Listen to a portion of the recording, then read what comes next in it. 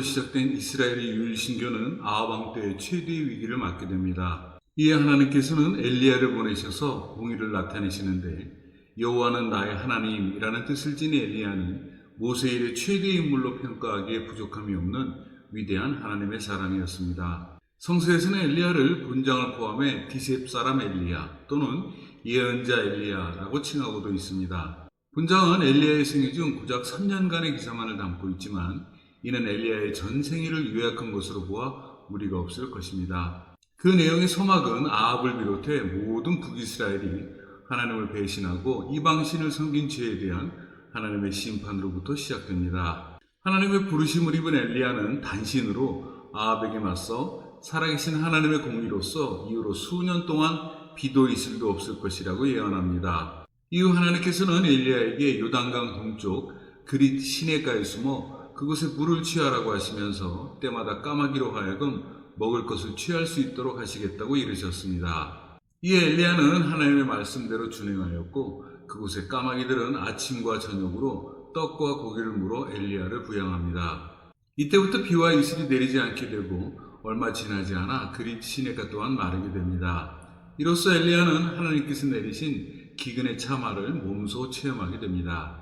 이에 또다시 하나님께서는 엘리야에게 시돈 땅 사르밧으로 가서 거하라고 하시면서 그곳의 한 과부에게 엘리야를 맡기시게 됩니다. 사르밧 성문에 이른 엘리야는 한 과부가 그곳에서 나뭇가지를 줍고 있는 것을 보았습니다. 엘리야는 그녀에게 다가가 물 한 그릇과 떡 한 조각을 부탁합니다. 그러나 그녀는 떡은 없고 오직 통에 가루 한 움큼과 병단지에 올리브 기름만이 조금 남아있다고 이릅니다. 그녀는 자신의 한 아들과 함께 매우 궁핍한 생활에 놓여 있었기에 이때 죽은 나뭇가지를 태워 한 움큼의 가루와 기름으로 마지막 한 끼를 취하고 죽을 작정이었다고 엘리야에게 고합니다. 이처럼 딱한 처지를 접한 엘리야는 사르밧 과부의 말을 뒤로하고 다시금 과부에게 우선 그것으로 자신에게 떡을 취하게 하고 남은 것을 그녀가 취할 수 있도록 청했습니다. 그러면서 기근이 그치는 때까지 그녀의 통에 담긴 가루와 기름이 마르지 않을 것이라는 하나님의 말씀을 잊지 않고 전했습니다. 당혹스럽게 그지없었던 청이었을 테지만 사르밧 과부는 엘리야에게 순종하고 그의 말을 조차 엘리야를 접대했습니다. 이후 약 2년 동안 엘리야는 그녀와 아들과 함께 거하게 되었는데 이후로 하나님께서는 엘리야에게 하신 말씀과 다름없이 통의 가루와 기름이 떨어지지 않게 항상 가득 채워주셨습니다. 그런데 얼마 뒤 그녀의 아들은 심한 중병에 시달리다가 죽게 됩니다. 사르밧 과부는 엘리야에게 자신과 무슨 연고가 있기에 이곳에서 자신의 죄를 떠올리게 하고 또 아들까지 죽게 했냐면서 통곡합니다. 엘리야는 그녀의 아들을 취해 안고 침상에 누이고 하나님께 왜 이처럼 사르밧 과부의 집에 재앙을 내려 그녀의 아들을 죽게 하셨느냐고 흡수하면서 이내 그 아들을 살려달라고 간절히 구합니다. 이윽고 엘리야의 기도를 들으신 하나님께서는 아들에게 숨을 붙이셔서 다시금 살 수 있도록 하셨습니다. 그때 사르밧 과부는 엘리야가 하나님의 사람임을 깨닫고 기뻐합니다. 사르밧 과부의 아들을 살린 사건으로부터 엘리야는 여호와 하나님의 살아계심과 이를 증거해야 할 사명을 깊이 체험합니다. 이로써 엘리야의 모든 준비는 끝마치게 됩니다. 당시 이스라엘이 하나님을 배반하고 있을 때 이방인이자 가난했던 사르밧 과부에게 하나님을 인정하고 신뢰할 수 있도록 이끈 엘리야의 시적은 실로 중대한 의미를 갖습니다. 곧 여호와 하나님은 이스라엘의 하나님이실 뿐만 아니라 온 인류의 하나님이시며 구원자이심을 선명하고도 명명백백히 나타내고 있다는 시각에서 그 의미는 남다르다고 할 것입니다. 드디어 하나님께서는 엘리야로 하여금 크신 사명을 감당케 하시려고 뜻을 세우십니다. 곧 하나님께서는 엘리야의 입을 빌어 공의를 나타내시고 또 지루했던 기근을 끝내시고자 그를 아합에게 보내십니다. 그때 아합은 여호와 하나님을 경외하고 있었던 궁정 대신 오바댜를 불러 자신이 소유한 말과 노새를 살리기 위해 자신과 함께 이스라엘의 곳곳을 돌아 물과 여물을 취할 수 있도록 명합니다. 여기서 오바댜는 아합의 처 이세벨이 하나님의 선지자를 박해하고 있었을 때 선지자 100명을 50명씩 나누어 그들을 각각 굴에 숨기고 떡과 마실 것을 제공하면서 보호하고 있었습니다. 아합은 기근으로 도탄에 빠진 백성을 내팽개쳐두고 오로지 자신만의 이해를 보존하고자 그것도 자신이 소유한 짐승들을 잃지 않으려는 욕심만을 앞세우고 있었습니다. 참으로 아합은 하나님 앞에서나 백성들 앞에서 그 악함이 끝이 없었습니다. 아합과 오바댜는 짐승에게 먹일 물과 꿀을 찾아 각자의 길을 나누어 나서는데 이때 오바댜는 그의 길에서 엘리야를 접합니다. 지위도 없는 일개 평민에 불과했던 엘리야는 하나님의 부르심에 힘입어 아합 왕의 권위에도 이세벨의 박해에도 전혀 불함이 없이 오바댜에게 자신이 여기 있음을 아합에게 전하게 합니다. 그러나 오바댜는 신출귀몰한 엘리야가 혹시나 사라지면 거짓 보고를 한 죄를 물어 아합이 죽일 수도 있을 것이라는 두려움에 자신은 어려서부터 여호와를 경외하고 있기로 그 명을 거두어 달라고 청합니다. 당시 오바댜는 엘리야의 출몰을 신령한 활동이라고 생각하고 있었습니다. 엘리야는 오바댜를 안심시키고 아합에게 자신이 이른 말을 그대로 전하게 합니다. 이윽고 오바댜는 엘리야가 이른 대로 아합에게 전하는데 이로써 아합과 엘리야는 전격적으로 대면하게 됩니다.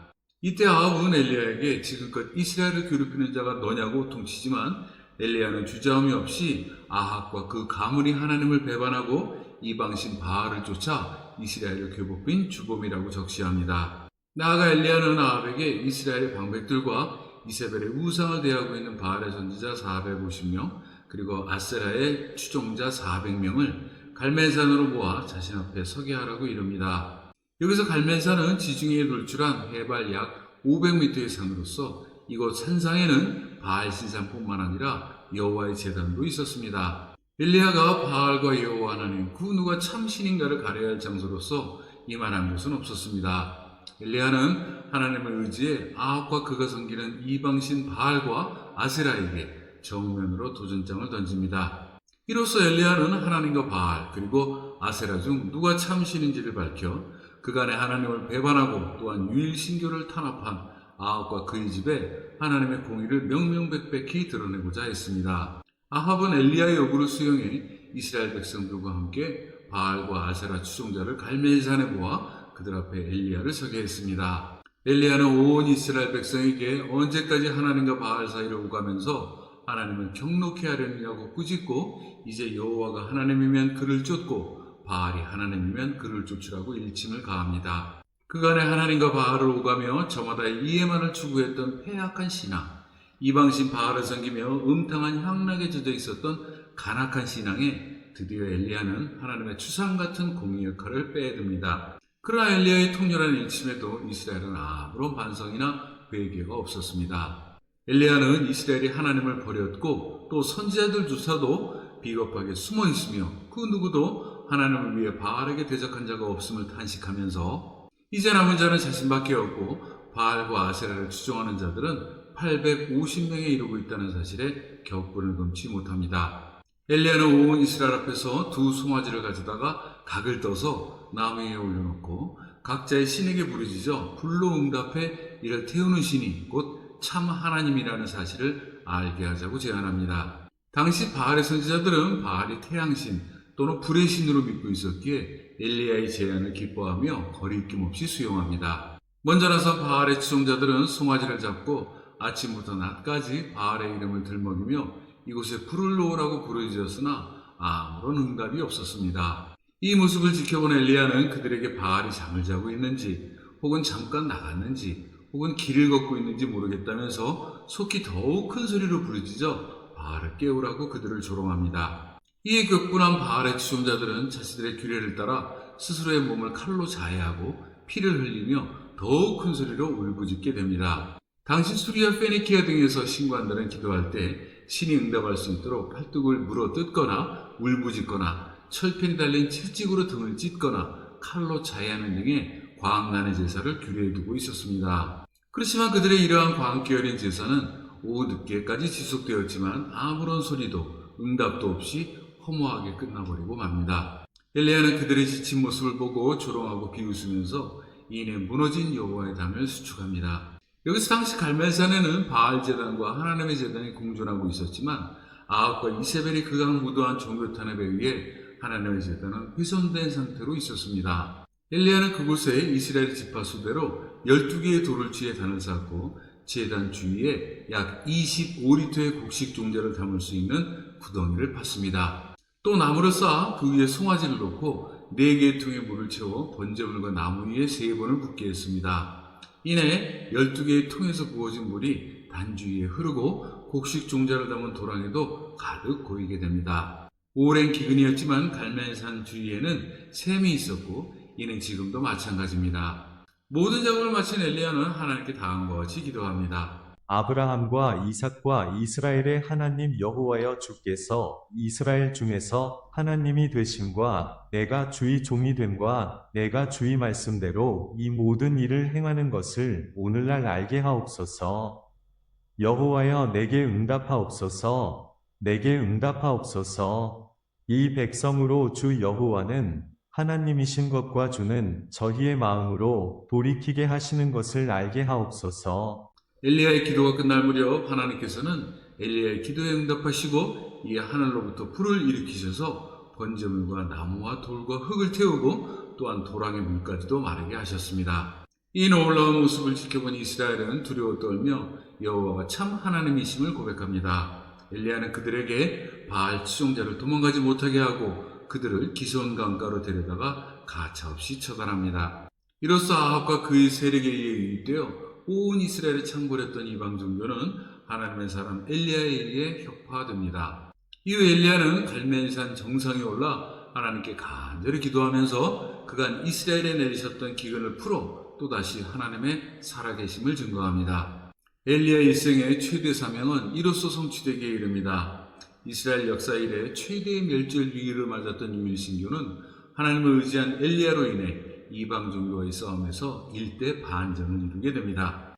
여기서 엘리야의 사명은 하나님은 유일신으로서 모든 능력을 소유한 전지전능하신 분이실 뿐만 아니라 그 밖의 이방신이나 우상은 거짓되고 허황된 인간의 소유물이라는 것, 그리고 회개하고 돌아오는 자는 하나님의 보호와 은혜 아래 거할 수 있음을 증명하는 데 있었습니다. 엘리야는 이를 이스라엘과 이후의 역사 앞에 통렬하고도 명쾌하게 나타내 보였습니다.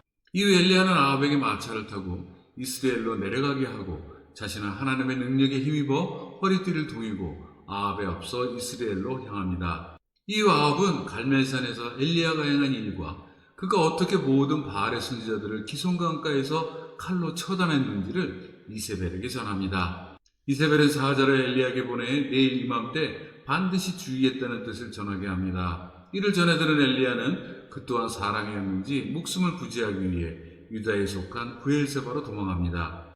그곳에서 엘리야는 자신을 따랐던 사환을 남긴 채 또다시 광야로 들어가 하룻밤을 지새우고 인근의 로뎀나무 아래 앉아 절망 중에 호덕이며 하나님께 자신의 생명을 거두시라는 기도를 드립니다.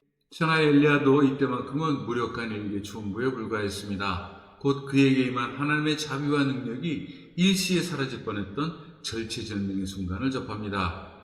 지친 엘리야는 이내 로뎀나무 아래서 잠이 듭니다. 그때 천사가 그를 깨워 먹을 것을 권합니다. 엘리야가 일어나 이 모습을 보니 그곳에는 머리맡에 숯불에 달군 돌 위에 구운 떡과 물 한 병이 있었습니다. 엘리야는 음식을 취하고 다시 잠이 드는데 여호와의 사자가 재차 엘리야에게 나타나 그를 어루만지면서 일어나 기력을 회복하라고 명합니다. 엘리야는 여호와의 사자가 전한 음식을 취하고 밤낮으로 40일을 걸어 당시 하나님의 성산이라고 일컬었던 호렙산으로 향합니다. 거기서 엘리야는 굴에 몸을 숨기고 은신합니다. 이때 하나님께서는 엘리야에게 어찌 굴에 머물고 있느냐며 엘리야를 책망하십니다. 엘리야는 두려움에 떨며 그간 하나님을 경외하며 섬겼으나 이스라엘의 언약을 등진 채 하나님 제단을 부수며 예언자들도 다 죽어 이제 자신만 남았다면서 이내 저들이 자신을 죽일 것이라는 걱정을 고합니다. 그러나 하나님께서는 엘리야 앞을 지나가시겠다고 이르시면서 엘리야를 굴 밖의 호렙산에 세우십니다. 그때 크고 강한 바람이 산을 가르고 바위를 부수고 또한 지진이 일며 불이 일어납니다. 그러나 어디에도 하나님께서는 계시지 않았습니다. 모든 일이 지나간 후에 작은 소리가 들렸는데 이를 들은 엘리야는 얼굴을 가리고 굴 어귀에 섭니다. 하나님께서는 엘리야에게 광야를 지나 다메섹에 가서 하사엘에게 기름을 부어 아람왕으로 삼으라고 이르십니다.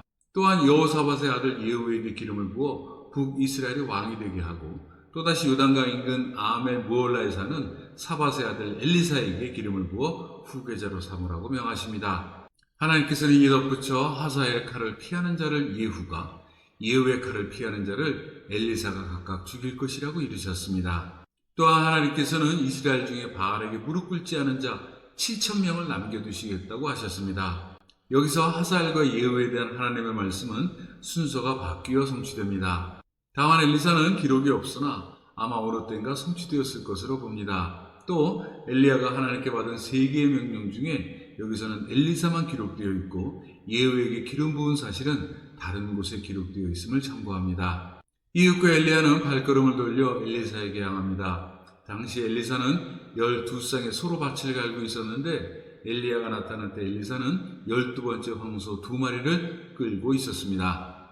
엘리야는 엘리사 곁을 지나며 자신의 겉옷을 엘리사에게 입혀 주었습니다. 이후 엘리사는 부모와 작별한 후 엘리야를 따릅니다. 이때 엘리사는 밭을 가는 기구로 풀을 지펴 소 한 쌍을 구워 인근 사람들에게 먹게 하고 엘리야를 따르게 됩니다.